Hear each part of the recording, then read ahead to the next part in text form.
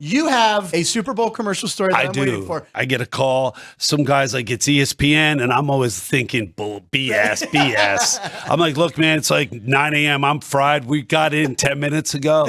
And he's like, listen, very serious. I have a situation.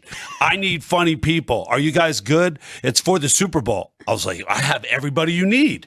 I go, I have the whole thing. Like, I'm just like, I'm up rambling. And he's like, okay, I need you, tomorrow morning at the Venetian. And so I call Steve and Sebastian. Ernst was like, I got something to do. Yeah, because I was so crazy. I'm like, whatever. So we get up. We're in like shorts and shirts. We go to the Venetian and not sure. You have no idea what you're doing. And we don't even know if it's real. We don't even know if it's real. We don't believe it's real. Right. So we went to bed early, like 3:30 a.m. Sebastian goes to bed early. He's like, you don't worry about where I'm staying. He's getting a manicure, weird. Like, he's like 60 in a 35-year-old man's body back then. You know what I mean? So I'm walking, and all these people are in suits all the way down the hallway, like, 180 people. And I was like, yo, are these guys here for the audition? And we're just mumbling. So we get to the door, we knock, and the guy just looks relieved. And we're dressed like bums. And he's like, come on in. He goes to the door and goes, oh my God, nobody's funny. I need funny. And he sat us down. We riffed the script. We said, can we change it? He let us change it. Wow. We riffed off of each other. It was so easy for us. We're all buddies. Right. So we riff. He goes, okay, oh my God, you got it. But I have to spend the rest of the day interviewing these people because I legally have to. He said, so just leave. Don't act like you're excited. And, so we leave. Next day, we're at the Venetian in this giant room reviewing notes. We sort of understand how it's going to go. They bring us into the table, you'll see, and then they bring us out and they're holding us. And I hear screaming through the door in the casino. Like Beatles type screaming, which I've never heard as a person. Right. I hear like,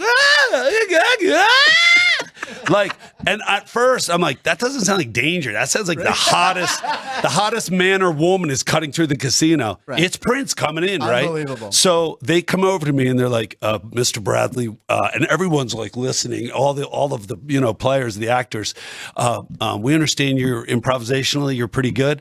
I was like, yeah, I'm pretty good. What do you need? He's like, can you come rehearse with Prince? Oh my God. And I had enough like sense in the moment. I just looked at them and I went, you heard that. And I was like, but I was scared to death. Yes. So they bring me, I thought someone was going to be with me. They open up the sound studio and just shove me in there and close the door. God. And I was like, oh my God. So it's the set that you're going to see. Yeah. And I'm like, so it was freezing. I went and sat in the chair and I was in like this royal chair that I guess is Prince's. I don't know. It just looked warmer. And I was like, and I like closed my eyes. I was falling asleep. They had me in there forever. I fall asleep. Tap, tap. I open my eyes. I go, you are Prince. And he just smiled. And funny, we all compared notes. He felt like he was 6'5". It is the craziest thing. I do not believe the height they announced him at. Right. I felt like the whole time I looked up at him, his power was off the charts. It's not normal. And I went to my seat and I said, I was smiling the whole time because I was like sort of embarrassed, like he's Prince. Yes. I go, well, they asked me to read with you. Is that okay? And he's like, yeah. He's like, it's cool. It's cool. God. And then I go, why don't we just run the lines? We'll riff it back and forth. And you tell me when you're comfortable or to just get out of here, yeah, right. or whatever, whatever, whatever you want me to do. So we riff. I made him laugh a bunch. He was so cool. I felt so comfortable.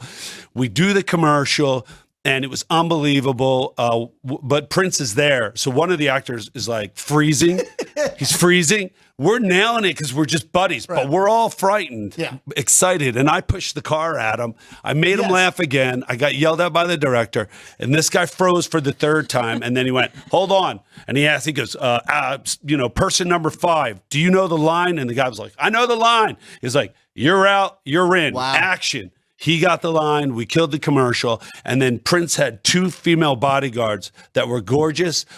But they were bad. They were tough. I didn't play games. Right. And they came walking up to me and they're like, he had his name changed at the time. And he was like, Mr. wants to know, what time is your show? Oh, come on. I swear to you. I tell him, she goes, do you curse? Yeah. I go, I curse a little.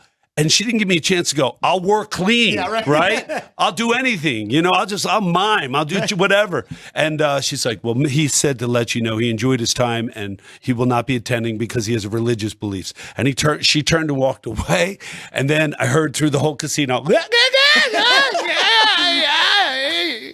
yeah, that's the Prince scream. That's the Prince story. That is a tremendous story right Oh there. my gosh. The Prince story. And by the way, he's Jehovah's Witness. He stopped swearing. He stopped doing profanity. He didn't swear. He didn't do any of the songs where he had to be dirty or anything. Yeah. But God, could you imagine if you came out on stage and there's like Prince like sitting in the crowd? It was right. It would have been amazing. But your brain is going so fast when you're with someone of that level. And I got to tell you, he had some weird thing. And I met Taylor Swift before. I did Carson Daly with her. They have that weird sort of, you're like, ooh, I thought I had talent. There's something like I believe in UFOs. Like maybe they dropped off Taylor and Prince and maybe Jesus, who knows, the whole crew. And they're like, help the humans, you know?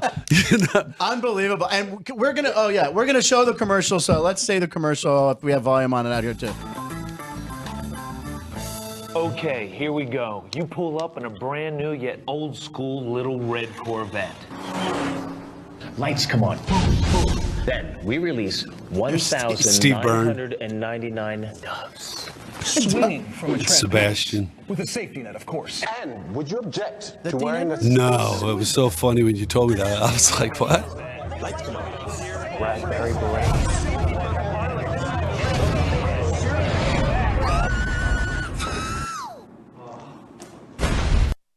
Yeah, it was fun. It was and cool. then that was a promo for his halftime show. And after my whole career, my uncle's a huge high school Hall of Fame football coach. Okay. And I came home like 2 weeks later, and he was like, my friend said you're really doing well in your career.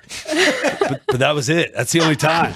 I had like tons of TV credits. right. No. But he's like, that was great. Unbelievable, man. It was to fun. work It with was cool. Prince. Yeah, I just gotten to hang with him for like 15 minutes, but Yeah. he was so nice. You It was had weird. one-on-one time with Prince. Yeah. That's what's crazy. Yeah. And We had sex, but I didn't want to bring that up. What? I was in his chair. I had to do whatever I was told. Right, yeah, that's exactly. I loved every minute of it.